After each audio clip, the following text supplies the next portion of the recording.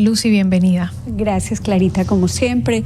Yo feliz de estar aquí, especialmente con este tema, como para inyectarnos conciencia y positivismo, porque definitivamente hay mucho de nuestro bienestar que depende de nosotros. Entonces, es como más importante hablar del tema, a razón de que no son solo las circunstancias que nos pasan. Al parecer las circunstancias son responsables de cómo nos sentimos apenas en un 10%, pero estimamos hasta un 40% de bienestar dependiendo de nosotros mismos. El tema de hoy es qué nos mantiene sanos y felices, y justo Lucy y yo lo hablábamos antes de entrar al aire en vivo, entre el saludo y ese corte, y decíamos lo importante que es hablar de estos temas. Obviamente el Día de la Felicidad o Día Mundial de la Felicidad es un día y va a ser los próximos días, digamos se celebra en marzo, pero decíamos es muy importante, sobre todo en tiempos en donde tal vez las cosas se pongan duras, en donde tal vez veamos un contexto mundial difícil, en donde tal vez veamos un contexto nacional difícil también, porque si uno no se pone a pensar en las vías para mantenernos sanos y felices, decimos, ok, off, apagado y me voy. Y esa no es una opción. Así es. Entonces, ¿cómo entender esto hacia la práctica? Quiero partir de la idea de que esto es un desarrollo de investigación tan importante como que es Harvard, quien está detrás de este estudio que ha dado origen pues no solo a esta conversación, sino a esta conciencia cada vez más creciente. Y es que por primera vez tenemos el privilegio de un estudio longitudinal que empezó en 1938. Es decir, ha seguido la vida de varios grupos de personas, más de 700 empezaron el estudio originalmente y se planteó como un estudio de desarrollo de la vida adulta. Y era para conocer básicamente cómo estos jóvenes de 19 años, un grupo que ingresaba a Harvard y otro grupo que estaba en Boston también, pero en las zonas más deprimidas. Empezó como dos estudios separados, pero luego los juntaron, y el privilegio es que tenemos ese estudio todavía en curso, y ya no solamente con esas personas que iniciaron, sino que se unieron las esposas de estos miembros del estudio, de los candidatos, de los 700 y pico hasta hace unos años había todavía 60 y algo vivos. Hablemos que es 86 años atrás y tenían alrededor de 19. Y se planteó primero como que era lo que vamos a seguir a estas personas, vamos a tener un panorama de sus vidas para ver qué características pueden hacer que reporten mayor bienestar, tengan mejor salud, sean más longevos. Algunos fueron a la guerra, no todos tuvieron condiciones amables en su desarrollo de adultos, pero como decía, es un privilegio como ninguno otro. No hay una investigación que haya durado tanto y que nos haya permitido como tener de tantas fuentes una información contundente sobre qué es lo que hace que estas personas vivan más tiempo y con una mejor calidad de vida. 86 años de estudio. Lleva el estudio. En el 2038 serán los 100 años de estudio de este estudio de Harvard. De Harvard. Ajá. Ok, entonces, entendiendo que se ha hecho esta línea del tiempo y que las circunstancias en esa línea del tiempo también han sido distintas, deduzco que hay algo que no es distinto. O sea, tiene que haber que hay algo en común. Y esa es justo la pregunta. ¿Qué es lo que todas estas personas reportan como más importante en sus vidas? La calidad de los vínculos que han establecido. A personas ya mayores se les pregunta si pudieran volver su vida atrás, ¿qué cambiarían? Y la respuesta tiene que ver haber dedicado más tiempo y atención a mis seres queridos.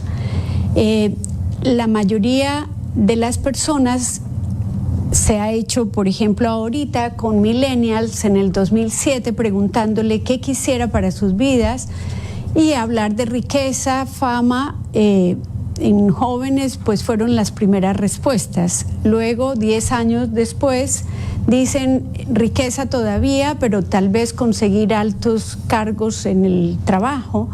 Y cuando preguntas a personas mayores, ninguna te dice eso, solo te dicen cuidar más los vínculos que has desarrollado en tu vida. Y si te has jubilado, por ejemplo, cambiar esas horas de trabajo por horas de compartir con personas, sean amigos o sean causas que de pronto estás emprendiendo nuevas, desarrollo de nuevos intereses que te llevan a vincularte con otras personas también. Entonces, muy importante que lo que todo el mundo coincide es en devolverme y haber cuidado más o haber tenido más tiempo de compartir con mis seres queridos. Solo como curiosidad, hay una pequeña diferencia entre hombres y mujeres en esta apreciación. La mayoría de los hombres dicen no haber dedicado tanto tiempo al trabajo sino a mi familia, y la mayoría de las mujeres dicen tal vez no haber sido tan complaciente con todo el mundo, haber vivido como más fiel a lo que yo quería hacer. Esa una característica. Claro, que ahí también no solo habla del compartir con el otro, sino de mirarme y cuidarme a mí misma. Pero son dos miradas distintas. Son dos miradas distintas, pero el estudio se ha centrado mucho en que, claro, sería muy sencillo decir que solamente quienes gozan de buenas relaciones van a reportar ser más felices, pero lo que ha visto el estudio también es que no solo son más felices estas personas, sino que son más saludables en términos de enfermedad física y de longevidad. Los estudios de longevidad hoy muestran que mientras más años duras con buena calidad de vida, quizá la variable más importante, y es una de las preguntas que quien es hoy el cuarto director del estudio salió en una charla TED contando de esto, se llama Robert Waldinger, y él dice que la pregunta que le han hecho es: ¿tienes alguna persona a quién llamarías tú en la mitad de la noche si necesitaras a alguien? Hay personas que pudieran estar casadas y tal vez no van a llamar o no pensarían en llamar a su esposa o esposo, pero lo importante es que quien diga que tendría a alguien a quien llamar, esa persona probablemente va a estar más saludable que quien dice que no.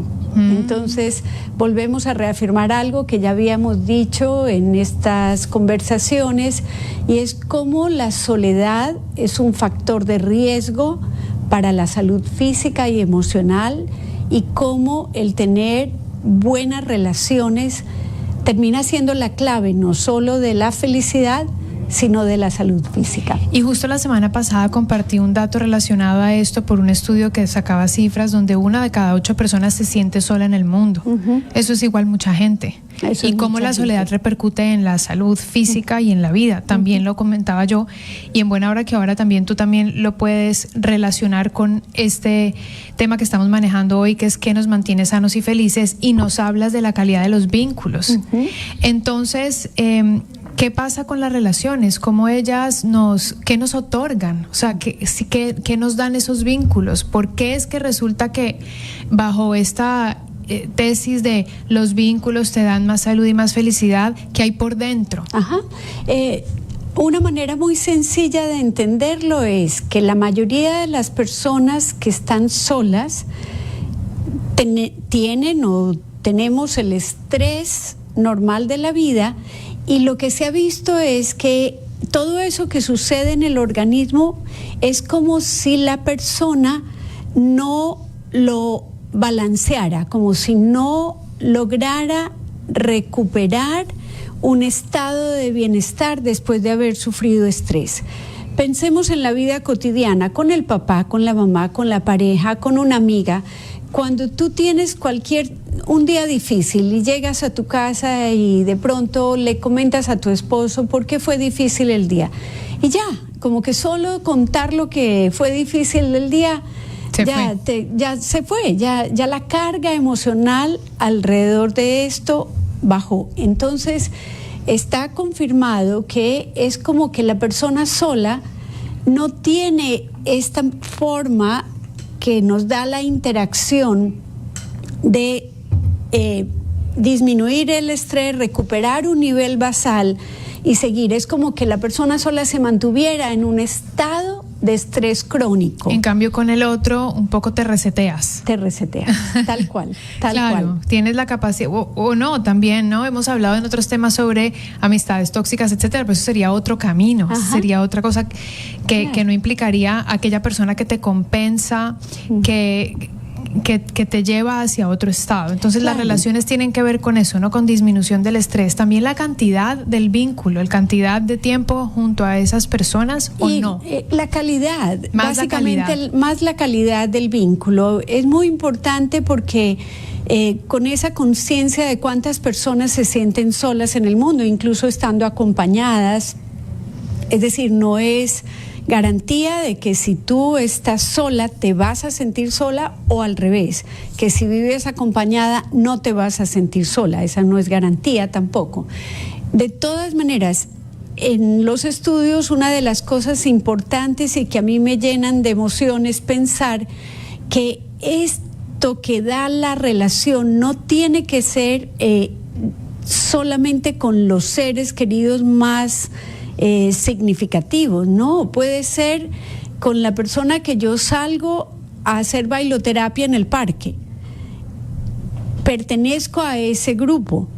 Naturalmente, si yo me reconecto con personas de mi pasado, si yo encuentro que tal vez hoy con las redes sociales uso las redes para reconectar testimonios de personas que han encontrado sus compañeros de la primaria y que hoy mantienen una conversación, así sea una vez al mes, o se han quedado con la costumbre que nos dio el confinamiento de estar cerca de personas que están lejos, tal vez tomándonos un cafecito cada una en su lugar de vivienda. Lo que quiero señalar es cuán importante es que cada persona que se sienta sola busque activamente pertenecer a algún lugar, conectar con alguna persona, conectar con alguna causa. Y este pedacito de la conversación me lleva no solamente al estudio, sino que en términos de economía se ha encontrado que existe un índice global de felicidad como la ONU estableció este índice desde hace unos años y hemos escuchado tal vez de países que son más felices que otros. En Latinoamérica tenemos en este lado, no en Europa, tenemos a Costa Rica, quizá como el país más puntuado o mejor puntuado, pero también es el país con menos delincuencia, ni siquiera tiene un ejército. Entonces, tiene que ver con otras condiciones externas, tal vez culturas que son un poquito más colectivas, que piensan más en el bien común. Finlandia, por ejemplo, Noruega, son países que de algún modo piensan más menos individualistas, más colectivistas de algún modo. Pero el que este establecimiento de vínculos lo podemos hacer en cualquier momento de la vida. Y lo que a mí también me encantó conocer o profundizar es que puede que yo diga, a ver, ¿con qué frecuencia a mí me llaman mis amigas de Colombia? Y tal vez me llaman muy poco, porque yo siempre he sido la ocupada del grupo, pero lo que quiero resaltar es que tomar la iniciativa de conectar tiene más efecto sobre las personas que el hecho de que nos llamen. O sea, aquella que tiene la iniciativa. La iniciativa es como que tuviera doble beneficio, claro. Porque al hacerlo, porque tiene la capacidad de reunir, resto, ¿no? De convocar, y va a recibir una respuesta positiva de alguien. Es como que ese esfuercito que hacemos para de pronto llamar a preguntar cómo estás o simplemente decir me acordé de ti, pensé en ti con esta canción, cualquier cosa. Sí. Tomar esas iniciativas y hacerlo con frecuencia nos puede dar este sentido de bienestar y de salud. Salud y felicidad están vinculados con el bienestar y el tema que estamos hablando hoy. Tú hiciste referencia a una charla TED y hablaste sobre esa pregunta de a quién llamarías en medio de la noche, que nos deja a nosotros con la pregunta igual para hacérnosla. Y también hablaste tal vez de que se arrepentían más las personas. Eso lo explicaste levemente en el tema del estudio, pero también eso me lleva a pensar que claro, nosotros pasamos por la vida en una línea de tiempo y como que obviamente la vida no es una línea de tiempo, pero en esa línea de tiempo también nuestra madurez se va consolidando. Entonces vemos la vida de maneras distintas. Claro. En efecto, hace 20 años yo veía la vida de otra forma y seguramente dentro de 20 la veré también distinto. Entonces, como, ¿qué aprender de esto? Porque si ya lo que me pueda decir un estudio de hace 86 años me lleva a testimonios que te dicen la calidad de los vínculos, pero tal vez hoy yo tengo la mitad de edad de ese estudio, ¿cómo empezar a ponerlo en práctica y a relacionarlo con mi propia felicidad? Porque tal vez pensamos que la felicidad viene de otras fuentes también, que seguramente sí las son, sí las hay. Justo teniendo conocimiento acerca de esto, ayer nada menos tuve la oportunidad de conversar con una persona que tuvo sus hijos, o más bien, tiene sus hijos a quienes tuvieron la oportunidad de estudiar en Harvard. Y mientras ellos eran estudiantes, les traían distintos expositores justamente para decirles, ustedes tienen una oportunidad de oro al estar estudiando aquí, pero tienen que salir y hacer sus vidas balanceadas, porque su éxito no va a depender solamente de cuánto logren intelectual o profesionalmente o económicamente, sino cuánta sea su riqueza. Hay un concepto que está relacionado con el pensamiento y se llama reserva cognitiva. Luego hablamos de esto en profundidad porque es muy bonito y es lo que protege a las personas para las enfermedades que tienen que ver con el deterioro. Todo lo que uno lee, todo lo que uno aprende, le sirve como reserva cognitiva. Yo estoy convencida que lo que hacemos ahora, respondiendo a tu pregunta, si hoy tienes 20, 30 años y estás escuchando esta conversación, empieza a trabajar hoy con esa conciencia de cuán importante es cultivar tus vínculos, cuán importante es tener distintos intereses, conectar con distintas personas. Dentro de los índices de esta felicidad global está generosidad, la generosidad. ¿Cuántos actos de generosidad yo hago? Y mi acto de generosidad puede ser tan sencillo como decirle a una persona que sé que está atravesando por una situación de enfermedad de alguien, cómo ha seguido ese alguien. A veces nos enredamos pensando que los actos de generosidad son cosas grandiosas. Reconocer a la persona que está al lado, o sea, yo puedo hacer mi trabajo con la dedicación que lo hago porque tengo un esposo que se dedica a hacer todas las cosas prácticas de mi casa. Él a mí me libera de todo eso. De pronto reconocer esa labor que puede ser invisible es también otra forma de hacer que si lo tenemos, como dice esta expresión en inglés, de no dar por sentada las cosas, de pronto reconocer a quien nos sirve y poderle decir cuán importante es esa persona para que nosotros nos luzcamos en nuestro trabajo, por ejemplo. Ese pensamiento tuyo me lleva a una palabra y esa palabra es gratitud. La gratitud y la felicidad, pienso, sí están correlacionadas. ¿Qué opinas? Totalmente de acuerdo, y no solo lo pensamos nosotros, como mencioné, el autor el director actual, es el cuarto director, porque como ha sido un estudio tan largo, pues ha contado con varios directores. El director actual tiene un libro publicado recientemente que se llama Una buena vida. Y dentro de las cosas que recomienda para tener una buena vida está justamente el ejercicio de la gratitud, el de reconocer a las personas que tenemos al lado y no dar por sentadas las cosas, es otra de los ejercicios prácticos. El poner atención no parcial, que de pronto en estas situaciones de la vida actual, con los celulares y con las redes, ¿cuántas veces nuestra atención hacia nuestros hijos, esposo o hasta empleados es parcial? Porque los atendemos mientras miramos al teléfono. Entonces, no dar atención parcial, sino plena. Atención plena.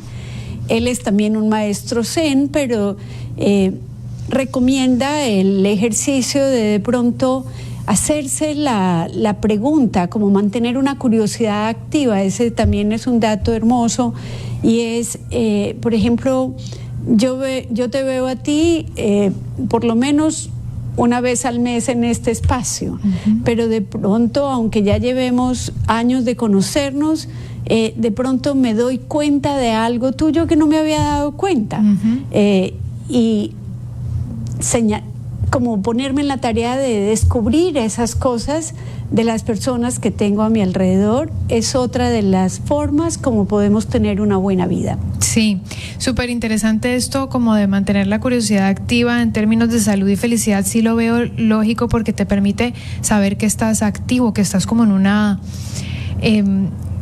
Que evitas lo plano, sino que al contrario, estás como en una constante evolución. Finalmente la curiosidad te lleva a conocer más personas, más instancias, como estar en diferentes campos, hasta permitirte, lo hemos hablado antes, no sé si aquí o en el podcast, pero lo hemos hablado antes, permitirte tal vez ir a un lugar distinto y ahí ser libre y conocer nuevas formas de ti. Volviendo a la gratitud, porque quiero hacer énfasis en esto, tú hablaste de la gratitud a las personas que nos ayudan, que nos colaboran, que nos permiten ser, pero también gratitud, y lo veía justo en este curso que te conté que tomé en este taller de mindfulness, donde una de las puntualizaciones fue la gratitud a las pequeñas cosas, porque casi siempre tenemos pensamiento de gratitud de las grandes cosas, como lo macro, mi casa, el techo, el trabajo, pero qué felicidad te da tener conciencia de las pequeñas cosas. Y le agregaría, además de las pequeñas cosas, que coincido, sería maravilloso si como hacer ese ejercicio a diario, creo que se vuelve una fuente de mucho bienestar, pero también a las cosas difíciles. ¿Cuántas cosas difíciles que vivimos?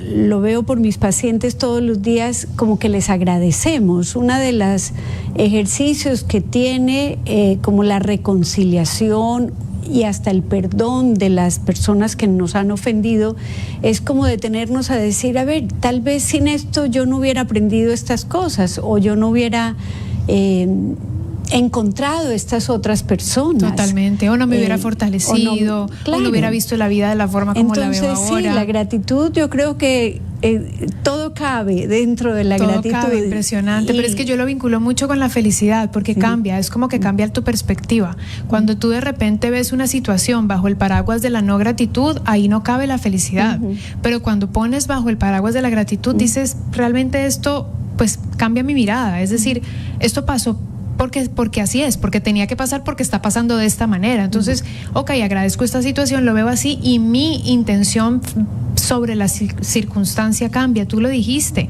el 10% de las circunstancias son las que nos hacen sentir de una u otra manera, el resto es cómo nosotros actuamos frente a ellas. Entonces está la verdad, la pregunta siguiente es, ¿depende de nosotros la felicidad?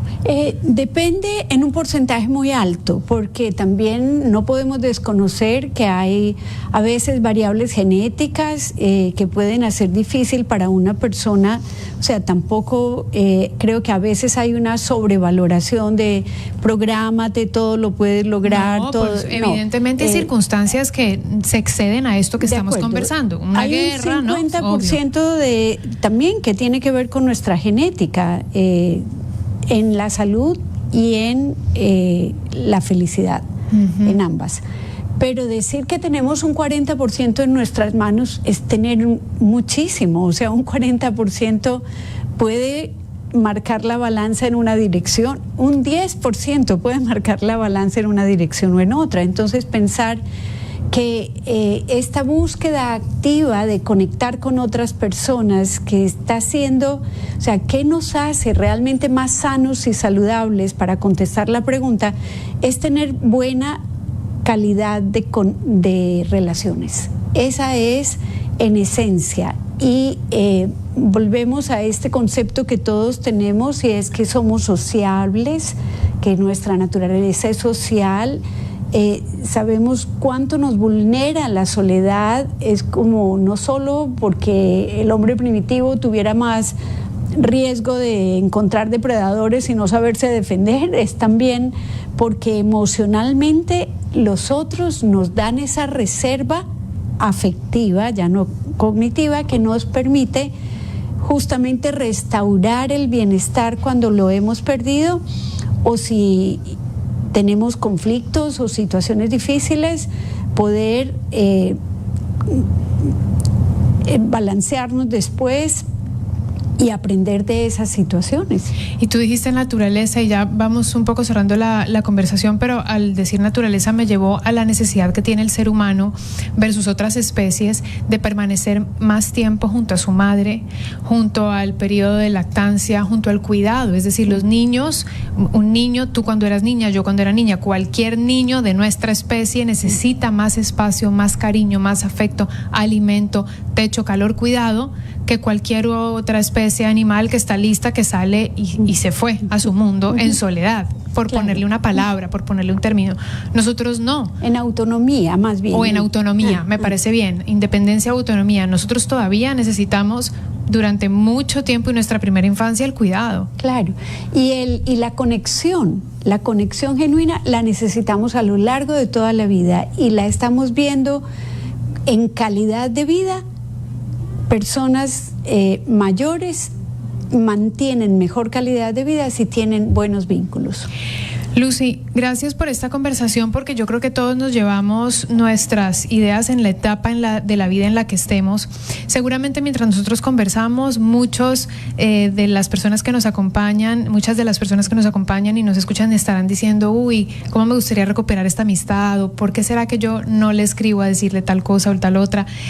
Yo precisamente, te digo personalmente, el otro día me acordé, yo me gradué en Brasil, tú eso lo sabes, ¿no? Entonces ahí pues conseguí un grupo de amigos de allá, pero no eran épocas de redes sociales, y yo digo, ¿qué será de la vida me puse a pensar, ¿qué será de la vida de cada una de esas personas que impactó tan positivamente en mi vida?